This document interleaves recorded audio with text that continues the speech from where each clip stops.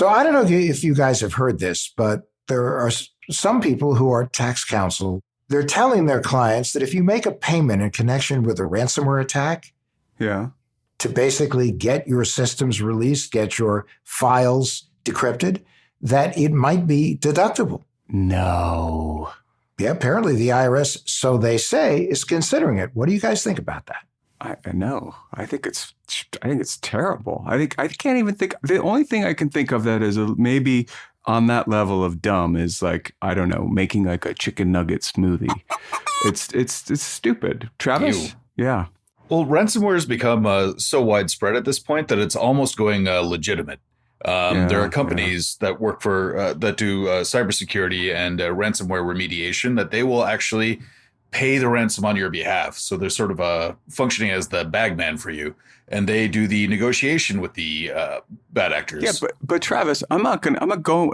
They're not making ransomware legitimate. They're legitimizing ransomware, maybe, and they're finding there's a business sector rising up around the prevalent, the ubiquity of these ransomware attacks. But Adam, I can't think of any. I mean, that's like feeding the raccoons around your house. It's just dumb. Well, the other thing, too, is that insurance companies, have reimbursed companies also when they've made ransomware payments, depending upon what policy people have. Although there are a number of insurance companies that are starting to pull away from that. Well, it shares testimony to the fact that ransomware is everywhere. No, ransomware, as you said, it is ubiquitous. It is terrifying. It could be an extinction level event for certain organizations. And there are enormous amount of dollars spent by companies to recover from ransomware. But I also believe that the government should consider giving tax credits to organizations that do what they need to do to protect themselves against breaches and ransomware attacks. I mean, 100%. I think that's an awesome idea. I think that's where, part of government focus should be, because we're all in this together. Yeah, but I also think, Adam, your idea is so good because there's the one side you're saying, well, we should get a tax credit for having gotten hit. And the other side, you're saying we should get a tax credit for making ourselves harder to hit. There's a very big difference. And I think the concept of getting a tax credit for making yourself harder to hit is important because the ramifications of being hit can be devastating. 100%.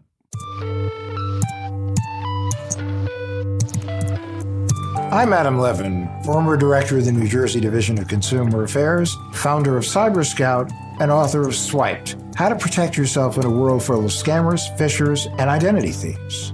And I'm Bo Friedlander, cyber strange warrior of bad actors.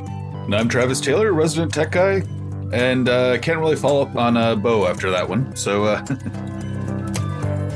So today we have Dan Beeler on our show, and he's the CIO of Boyne Resorts. And he has a really intriguing story for us. And it's a situation that has really been the bane of the existence of so many businesses and government agencies and individuals throughout the world. And so rather than give anything away, let's get to know Dan a little bit better. First of all, Dan, where do you live? I actually just recently moved down to Panama City Beach, Florida. Our company is headquartered out of Boyne Falls, Michigan. So up until about 3 months ago, I lived up in Michigan. A little better weather. Yeah, I have warm and squishy feelings about Michigan. I went to University of Michigan Law School, and so I did spend a lot of time in Ann Arbor, spent a lot of time in Michigan. It's a beautiful, beautiful place. It is. So now tell us about your company. So Boyne Resorts is an experience company where we have a lot of ski resorts and championship golf resorts in our portfolio. We have resorts in Maine, New Hampshire, Michigan, Utah, Montana, Washington, and then British Columbia. And then we also have an attraction down in Gatlinburg called the Gatlinburg Skylift and the Sky Bridge. But the company's been around for a very long time. It's a really awesome place to work, and we just specialize in making great memories for our customers. Adam and I had a little debate before this this call, and if you make me right, I'm going to make $5. Do you offer ziplining anywhere in the summertime? Of course we do. Yeah, that's a big thing that we do. Yeah. I'm a rich man. We have lots of activities around everything from ziplining to Segway tours to trout fishing to just about anything you can imagine. Our resort's involved in it. Just, we love the outdoors. We like our people to be out in the outdoors. That's fun. The only time I was ever on a Segway, I did a Mr. Bean move and I ended up sort of eating it, but they're fun. I have a 9-year-old, so we're always looking for experiences. So we're going to have to definitely check you guys out. Yeah. They see the people at our resorts and they go through a little training session on the Segways. And then we have the sort of mountainized ones, so the big tires. And then you just see them zooming around the resorts. It's pretty fun to watch. So Dan, you do work with experiences, but I understand as the CIO of your company that you had a less pleasant experience, not so fun. But first, can you tell our listeners what a CIO does? Yeah, that's a great question. I would say that for our company, I liaise a lot with our business. I'm responsible for all of the technology in our organization. So you're the cybersecurity guy. I am. We're a fairly small company comparatively, so we don't have a specific CISO. So in my job, I'm responsible for that. I also work with the business in a lot of capacities. My job is to sort of take technology and help the business leverage technology so we can be more competitive. We can get some economy of scale. I'm also responsible for security, or at least the people on my team are. And you had a security event. We did. We had a very big security event. So October of 2020, we got hit with some malware. One of the guys from one of our resorts in Michigan, called me. It was at 3:30. My family and I were out hiking the Grand Canyon and called me and said, hey, we were having something going on. He was notified by our night auditor that when she was logged in trying to do work, icons on her computer were starting to change. Whoa. And she was starting seeing things pop up and all the files were starting changing to an easy to lock extension. So we got everybody involved. I called all my vice presidents and all the technical people. We jumped on a quick call. We quickly identified this as malware, as you can imagine. We have an incident response plan. We started working the incident response plan. We soon realized that the gravity of this event was much greater than our incident response plan. So we had to slow things. So we had to, sort of stop where we're at, had to reevaluate what we were doing. And it basically included this executive team and made some decisions immediately. We started shutting down all this stuff that we could at each of our resorts. Our resorts are sort of decentralized. So we have everything based out of Michigan, but each resort has its own technical stack. So we basically shut down everything at all the resorts and then started working on a plan to start recovery. But we were hit by Evil Corp. Evil Corp. So did they ask for $1 million? Just want sharks with lasers on their heads. They actually did ask for $1 million. They wanted 90 Bitcoin. So at that time, Bitcoin was would have equated to just shy of $1 million. Wow, that's Dr. Evil money. It is. Dan, to back it up, once you started doing your analysis, I'm sure you also brought in probably a third-party forensic team to take a look at this. Did they figure out how it started? Was there what was the root of this whole problem? Yeah, it's really, really crazy that it happened like this. So we did engage with CRA, which is Charles River Associates. They work in this forensic space and sort of help you come in and figure out what happened. We started working through everything there, and we were able to go back, and we realized that they had been in our system since September 29th. The event happened on October 18th, so they had sort of sat in our system idly for around 3 weeks. Not idly, I should say, without manifesting themselves. What happened is our resorts are decentralized. We had a user at a resort who had unnecessary privileges. She had local admin on her machine. And ultimately, it comes down to one of our administrators out there being lazy and not trying to figure out what she needed to actually do her job, but took the easy way out and gave her local admin. She was out doing research on COVID law. She was at covidlaw.com, I think.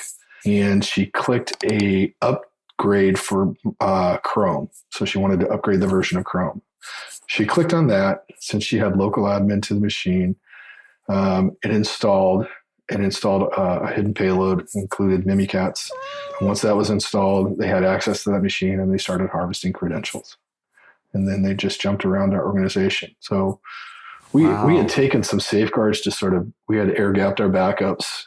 But they use some pretty interesting techniques to get that data. I can go into detail if you want, but they were just willing to wait. So and they waited for roughly 3 weeks until they got access to our backup servers, because this would have not, if they would have encrypted everything, it would have done them no good. And what do you think they were waiting for? So I think what they were waiting for is another. So that user ended up having to have an admin assist her and some stuff. So when that admin logged back in, they had Mimikatz installed. They were able to grab the credentials from that, and then they were able to navigate over to our air-gapped backup solution. And they weren't able to do anything with the solution that we had in place. What they ended up doing was actually formatting the disk array. So they ran a format on the disk array so we could not get any of that data back, because there's ways to get that data back with your backup solutions. However, in this case, they formatted it. We actually sent the arrays out and we could not recover any of the data. So they didn't do a basic format. They did sort of like an industrial grade format of this disk. Hey there, campers. Look, if you have a story about being a victim of a hack, we'd love to hear about it. Give us a call at 623-252-1828. That's 623-252-1828, or email stories@whatthehackpod.com. Does Travis have any questions?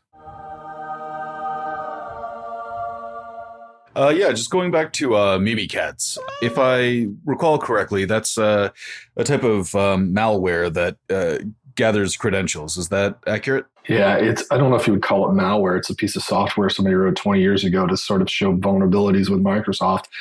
And it's been used like in hacking toolkits for the last, whatever. I actually, of course, when it would happen to us, it's not something I usually go play with, but when it happened to us, I went out and did a little bit of research, and there's a whole market out there for it. And they have different versions depending on which versions of Windows you're running. And these guys were pretty astute, and they were able to get it installed. Once they had it installed, they started crawling our network, created a bunch of fake accounts, and they did the stuff that all these guys do. So. Yeah, so it's a pen testing tool, but it's one that if you want to use it for criminal ends, I guess, it'll be pretty effective. And it was complicated too, or exacerbated, I should say, because we didn't have some of the general tools that you might have in some of these other places. I came from a background working for some very large companies. When we had some of these, like we had an EDR and some tools on the outside, we didn't have those here. Again, one of those things I think is unique about how these guys operate is they take the lowest hanging fruit there is. In this case, they were able to go to a company where we didn't have an active EDR or MDR, and that really slows our response, and it makes it easier to get, once you get in this into the system, it's very easy for them to jump around and to exploit us. And I think, if we would have had some of those solutions in place, which we do now, it would have been a little bit more challenging for them. And you said that this was a Wasted Locker, right? Correct, yeah. Okay. One thing that I've heard before about Wasted Locker, that I wouldn't say that you got lucky, but Wasted Locker is known for being just a single extortion ransomware. So did you ever have any kind of follow-up, threatening to sell your data or anything, or is that? That escalated a little bit as it went on, but we never, our research was the same, in that these guys were basically just an encryption. They come in and do what they do, and they don't take any data exfiltration. We did have a SIEM, and we didn't see any data exfiltration. And, the company that we were working with was listening on the dark net, and they didn't see anything of our data exfiltration either.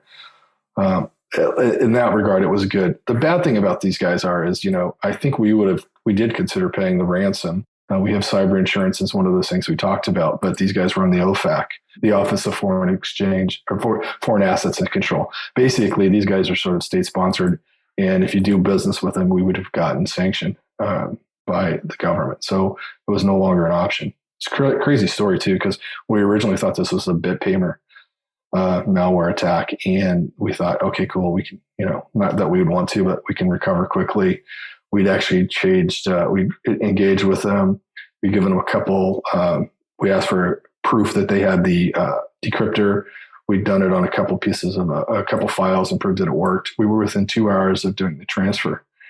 And one of my guys actually looked at it and said, I'm pretty sure this is not a BitPaymer. This is a different different variant. We did some more research and we engaged with the folks at CRA. And they're just like, yeah, you know what? You're right. It looks like you're right. And ended up being Wasted Locker and Evil Corp. And BitPaymer was also from Evil Corp. It was. Yeah, I believe it was. Yeah. But I think what happens is these guys matured.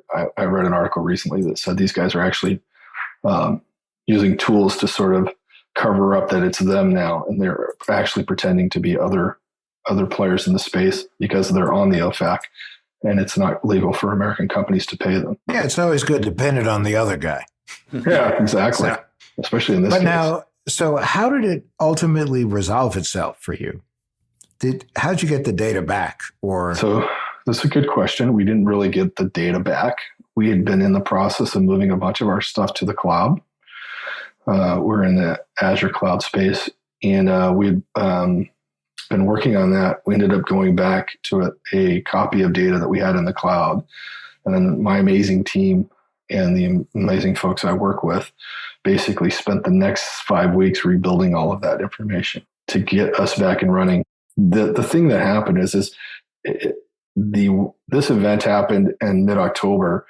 We really start hitting our stride as a company for skiing, and we start opening back up in late November around Thanksgiving. We get super busy in December, January, February, as you can imagine. Right. This event happened probably at the most opportune time for us. There's never a great time to have your business taken away, but this was sort of one of the better times that could have happened. So we had a 5-week runway to rebuild our ski solutions, to rebuild our payroll solution, to rebuild everything. And we did. Like I said, my team did a great job. And we did have some stuff in the cloud that we could recover. We used some of the tools out there from some of our other partners to sort of roll back and get the encryption out of the environment. And we rebuilt everything from the ground up, all new AD environments. We didn't want to risk having any of that stuff in place. So we took a lot of steps to make sure that we were not going to turn everything back on to having still have the bad guys in our network. Have we heard from them? Have we heard from them again? We have not. The sort of way this sort of works is, at least in our case, we engaged with a legal company. They helped us. They put us in touch with the folks in the forensics team. And the forensics team at CRA handled most of the work when it came to interacting with the bad guys. We didn't really do that. I mean, we have a conversation. They eventually lowered the request down to 38 Bitcoin. They started at 90. So roughly, 40% of what they were asking before. Right. Just because they wanted to get paid. Again, these guys are all about the volume. Travis was right. They're not really extorting you for credit cards. At least at that time, they weren't. They were just coming to do, we talked to the FBI. They said they do between 4 to 7 a week. And it's just about numbers for them. But they're nowadays, I think we're seeing more ransomware attacks where it's kind of like a hunter that uses every part of the animal. They're exfiltrating data, they're selling it, they're using it, they're keeping things, they're giving you back data after they've already used it. Are you hearing about that out in the wild? We are, yeah, that's exactly. Even these guys, a lot of guys who used to just do the encrypt and hold your data ransom have migrated into additional facets of that attack scheme. So they're holding your data. They're also selling your credit cards. They have any PII they're selling that. So it's definitely evolving.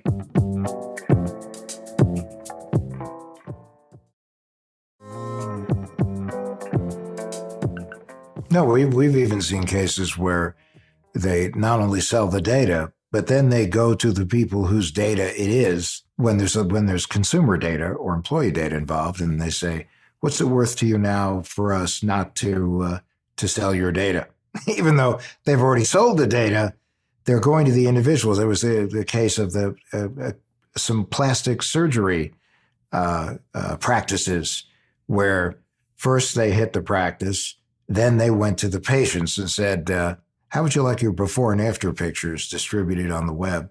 Oh, man. So, yeah. So, I mean, there is, it's sort of like, have you no shame? They have no shame. It's, it's basically all about the money, and it's about how they can be as efficient as possible in extorting as much as possible, as quickly as possible. Yeah. Well, yeah. I mean, it's turning into the ransomware as a service has really blossomed into a fully formed multi-silo business that they're operating. And so it's. I mean, do you agree with that from what you're seeing, Dan? Absolutely. Yeah. And that's what we heard too from the folks that we spoke with at the FBI and from CRA. It's all about a service now. Anybody with a little bit of technical knowledge can go out and do this extortive stuff with this service, especially if your targets are small. If you're going after, cosmetic surgery places, or you're going after, the little mom and pop stores whose data is important, but you can go in there and hit those places pretty easily because they don't have a lot of defenses. And they will pay. Most of them will pay. They almost have to. Yeah. So what's been the learning experience from this? And I know it was a painful experience, but how do you feel you've learned from this? Great question.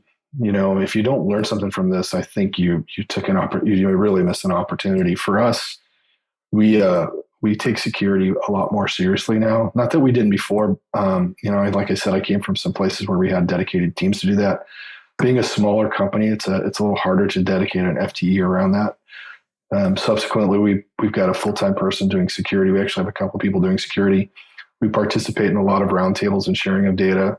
These type of calls for me are super important because I want to make sure everyone out there doesn't get caught in the same situation we were. Additionally, we've taken a lot of steps afterwards, just as an organization. We put in a new XDR solution. We use MFA for everyone. We got around some of these things by not doing some of the, we're trying to save a little bit of money by not doing all these things. That is out the window. Now everything is anything we can do to sort of decrease the threat surface, and we do.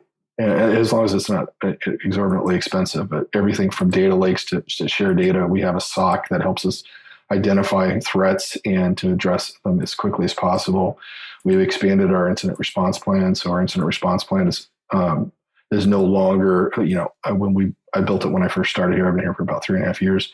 And it just didn't encompass everything that we saw happen to us in the malware event. So it's much more sophisticated now. We do a lot of tabletop exercises around how do we recover and what can we do in that space. No, and that's very important because just as the sophistication of the hackers evolves and the sophistication of the malware evolves, so that each time somebody figures out a solution, they tweak it just one more way in order to evade anyone discovering them. The sophistication of the breach response plans have to also evolve because unfortunately every day is a new adventure.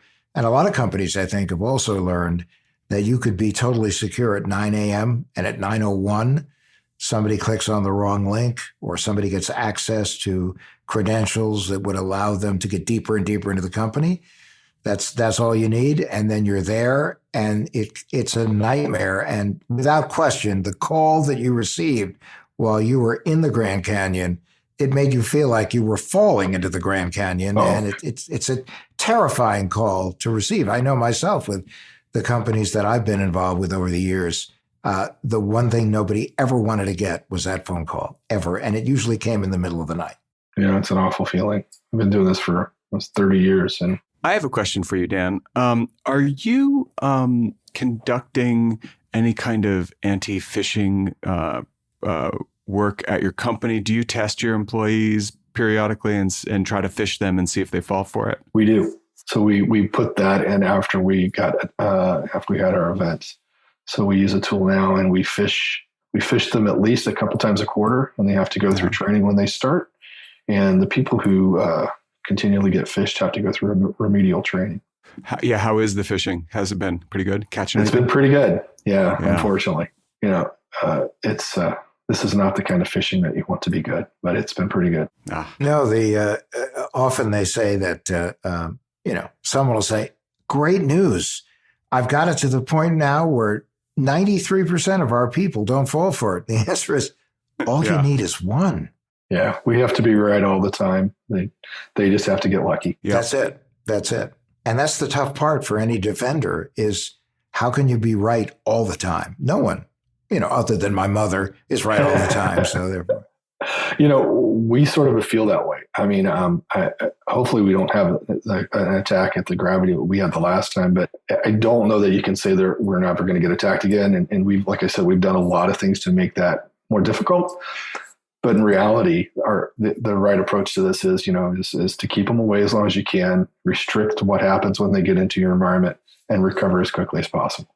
So we've taken a lot of steps in that space to make that happen. We use immutable backups now. We have a lot of things in place now to, if and when they get into our environment, we've used a lot more segmentation.